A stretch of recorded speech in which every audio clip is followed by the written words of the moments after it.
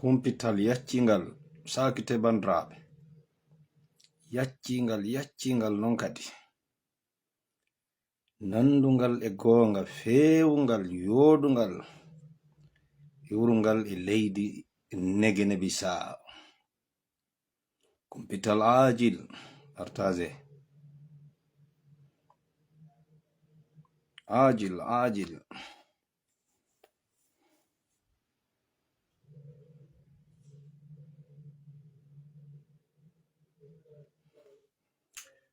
potre sakiton mi jonna on information morde leydi negene bisa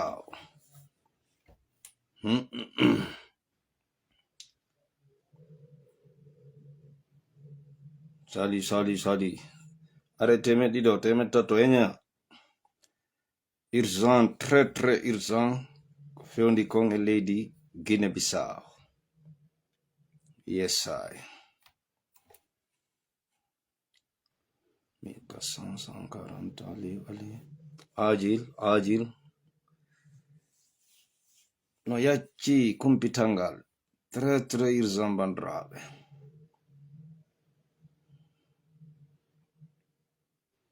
très urgent 185 ok salminama be Liberia. Parle vite Abdoulaye Somo Nene, dégage. C'est toi qui vas me dire de parler. Jamme kisiye mom mi salmini on mo be inde mum yettore mum kala ka tolor don Allah beydi jam ka be ngureji ka balli e ka jawle haray ko siddo me musiddo me wondo gollude ka binde pale présidentiel ko on ari e men sifana golle wondema ko yi'uden ko faamuden ko haray kambe dey jodibe ka capital tawabe hayka gollata don ko wadi kon deran zalibe be gollu habe gayni be cippi golle be hoti ko banque be gollata kambe dey wondema ko faamuda e mi faami kon wo haray naado wodi election jido hari no ton jama militant don andi ko militant salte africain ko wawi wo ko soppugol dimmujo ko wawi wo ko wargol militant dimmum wawata dartade police dartota ko militaire ni gendarme di election jido hari no ngunede ton jaka e jaka kafaje no sodede e jaka arme blanche ji no dabba awa ha o yalta do e ngal o wiya o gagnike ko wonani mo ko fop men soppa e be men hirsa mo be jaka no nyori jaka wobbe be da yalti wi no kanyum ko kanyum gagni ke 53 kanko wondo kalamo wi 60 et quelque ila election jidin sati yimbe no dabba tun ladde e kafaji dun laabi e marché bisawde mo be no sodi no marituri wo min terbe be andi be watti de condi on dudi kadi no mikkitete ko e joni be andi mandawda lanni ko si o dire goddo gwara e be tawile si on o proclami don hakkunde Allah ko jama on civil woni ukkodirde jaka hudabe ben ko be gayni ko bareji africain jeunesse inconscient sauvage militant bakke militant koson ko andi wo ko wargol militant dimu e wallahi ko holli ko wo ko dum puusi larme de puusi ga sahay président o acce mi dira do jetto nan taw lendi ukkondir Allah dum o jodi ko parampara dum banque fermali be gollu habe gayni be cippi wo hari ko o militant ko tonno soja do wobbe jaka somo di ton e warindiro sigari wido gagnike o ben goddo yalti weltige don be yalti de ladde be soppa e mo be fotti c'était déjà flagrant fo non ande no si wona fule pullo futa jodi e butika hummu Allahu akbar no gini tun kanyu no wonti dammal kaji mo moni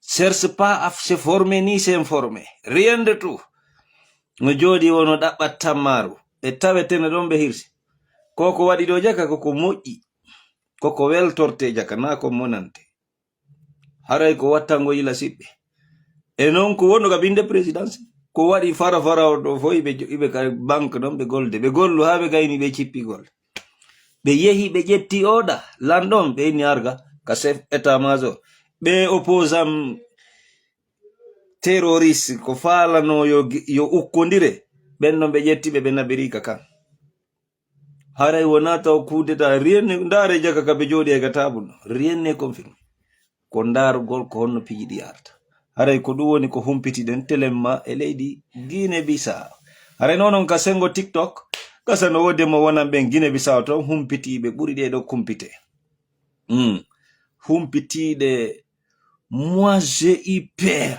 dès que j'ai vu Sekouba Konaté là-bas selon un homme un frère sur TikTok Denianke haray kanko ko dum o wadi commentaire ndar déjà be jondo kumpitangal o windi ok merci sabuna mi weltani ke muradu moƴƴuru ko cadre jo molnaɗo wondo ka leydi ton wondo golde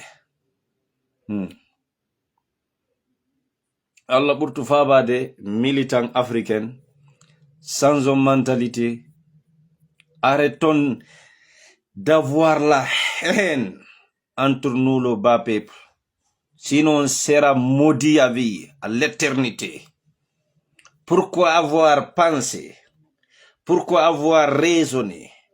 Pourquoi avoir une gros haine d'acheter un machette au nom d'une élection quand tu te proclames ici, tes militants là, je vais les égorger? Ça c'est mauvais esprit, ça c'est être sauvage, être connard, être imbécile. Sans cette mentalité jeunesse africaine. L'élection n'a aucun droit de tuer un être humain. On doit tout faire pour que les élections en Afrique soient libres et transparentes. Mais c'est toi et moi qui va faire cette combat, cette idée, pour que ça s'installe chez nous aussi en Afrique. Élection, 24 heures, résultat est connu de tous. Devant tout le monde, boum, bang, qui a gagné? C'est elle. J'accepte le perdant. Vive le vainqueur. 5 ans, tu travailles, tu réalises. Si tu fais rien, 5 ans, on te sanctionne dans les élections. Boum, une seule fois, tu tombes. L'autre encore vient. 5 ans, on va voir. Tu réalises, on te donne deuxième fois. Tu réalises pas, tu dégages. L'autre vient encore. C'est ça la démocratie. C'est ça aussi qui va nous faire avancer. Sinon, on restera comme ça. Comme des chiens faronnés. Haray ko dum bandrabe.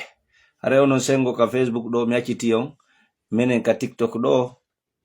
Men dara si men waway hirude seda. On jarama.